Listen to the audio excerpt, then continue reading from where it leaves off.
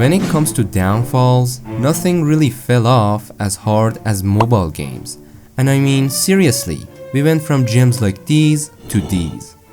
Mobile games once used to be entertainment, but now they're just money printers for the massive companies behind them.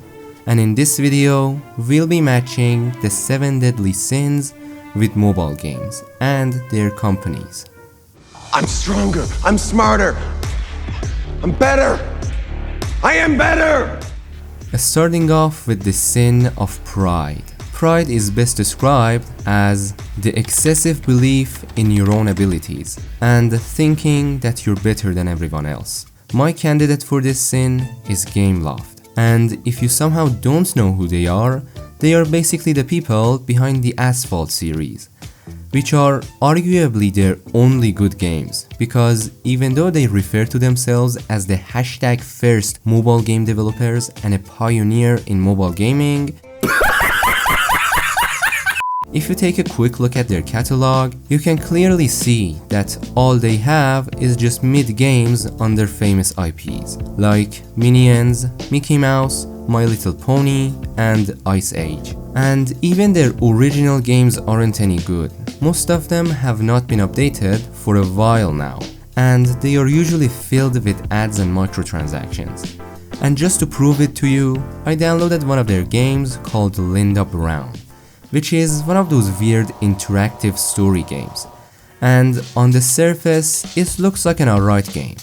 But after opening the game, the first thing you'll notice is how unoptimized and bad everything is. I mean, at most, you're gonna have 2 PNGs of people talking with each other, and not some intense gameplay with RTX graphics. But after 10 minutes of playing, my phone was overheating, and the fact that the quality of this game is in 240p doesn't make any sense either.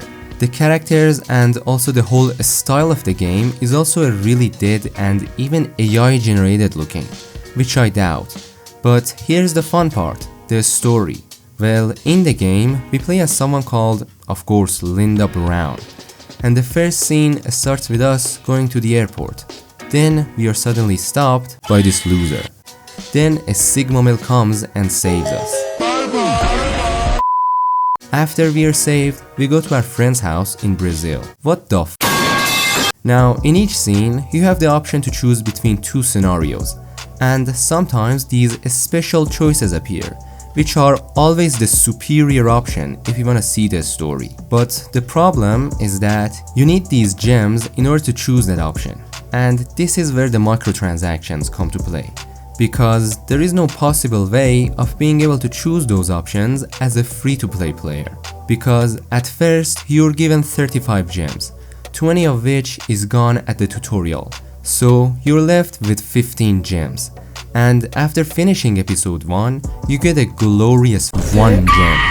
And there is no way of getting gems other than buying them. So technically, you can never choose a special choice and have to go through the story in an unwanted way. So let's go to the next sin.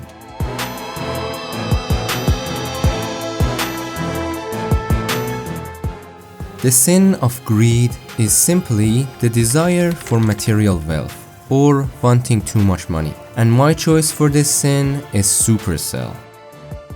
Supercell has always been known for having some of the most pay-to-win games to ever exist, because in order to win in a multiplayer game, you need meta characters who have high levels, and in a waiting simulator, you need premium currency to speed things up. And every now and then, you can see someone making a video of, oh, Clash Royale fell off, Clash Royale is dead, Supercell bad. But every single one of them forget everything a week later. And Supercell still continues to make millions of dollars every month. And I definitely could talk more about this, but as I'm writing the script of this video, there has been some copyright controversy around Supercell, and I don't want my channel taken down, so let's move on.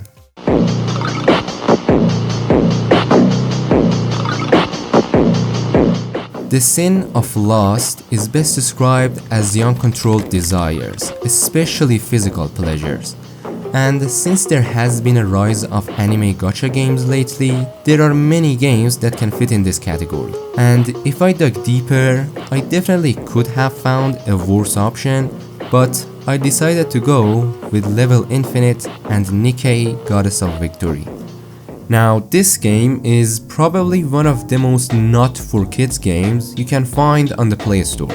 And you will see why if you just look up the name of this game or watch a gameplay video of it. Because let's be real, nobody is playing this game for the gameplay, when the gameplay is just tap and hold. They are there for the characters and the jiggle physics.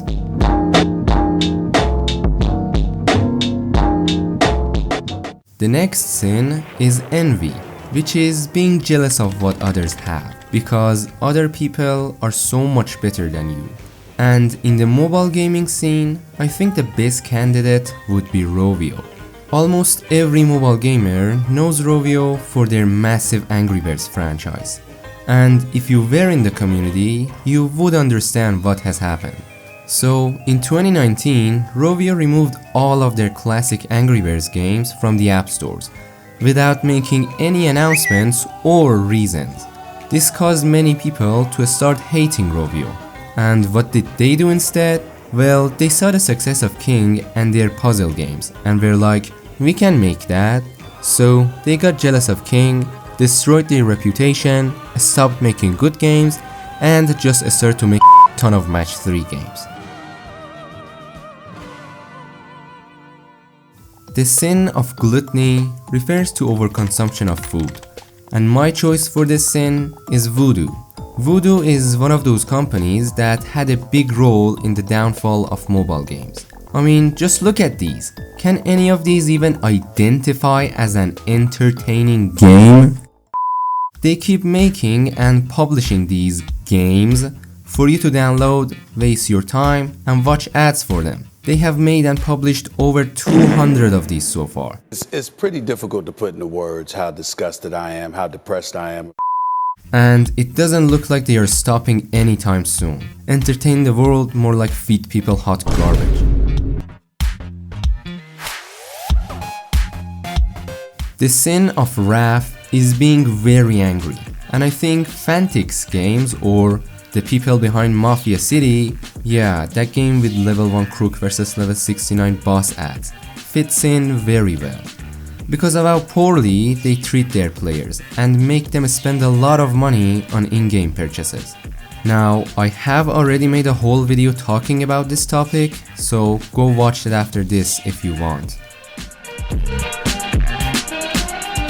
The sin of Sloth is being lazy and avoiding work, and I think King fits in perfectly. King made a ripoff of a famous game called Bejeweled by PopCap, added ads and microtransactions, and then made 20 other reskins of the same game.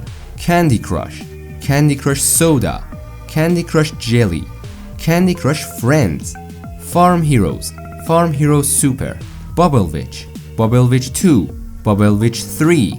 They are all the same piece of The code is the same, they just pay some artists to draw a slightly different elements and package it as a new game. It's clear that they are maximizing income with the lowest possible effort being put in their games. And that's the 7 deadly sins as mobile games, and also their companies.